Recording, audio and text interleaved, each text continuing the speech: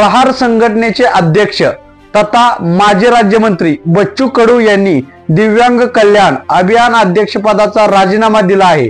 बच्चू कडू यांनी मुख्यमंत्री देवेंद्र फडणवीस यांना पत्र लिहित अत्यंत कठोर शब्दांमध्ये नाराजी व्यक्त केली आहे।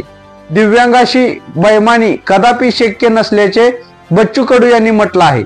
बच्चू कडू यांनी पदाचा राजीनामा देताना मंत्रालय स्थापन झाल्याबद्दल मुख्यमंत्री एकनाथ शिंदे यांचे आभार मानले आहेत।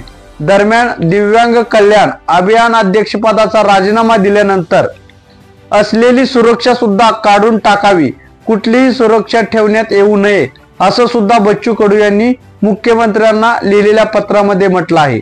दिव्यांगासोबत बैमानी कदापि शक्य नाही, म्हणून मी माझ्या पदाचा राजीनामा देत असल्याचे बच्चू कडू यांनी म्हटलं आहे। त्यांनी आपल्या पत्रामध्ये नाराजी व्यक्त करताना म्हटले आहे की इतर राज्यापेक्षा दिव्यांगांना महाराष्ट्रामध्ये मिळणारे मानधन सर्वात कमी आहे।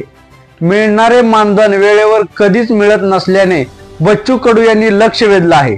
स्थानिक स्वराज्य संस्थेमध्ये 5% निधी खर्च केला जात नसल्याचे त्यांनी आपल्या पत्रामध्ये म्हटलं आहे।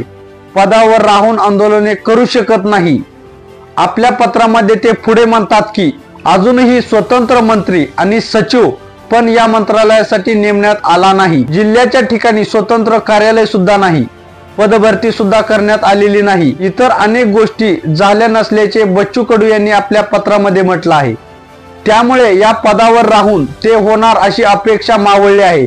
म्हणूनच दिव्यांगाच्या सर्वांगीण विकासासाठी मला आंदोलने करावी लागणार असल्याने पदावर राहून आंदोलन करू शकत नाही, असं बच्चू कडू यांनी मुख्यमंत्री देवेंद्र फडणवीस यांना दिलेल्या पत्रामध्ये म्हटलं आहे।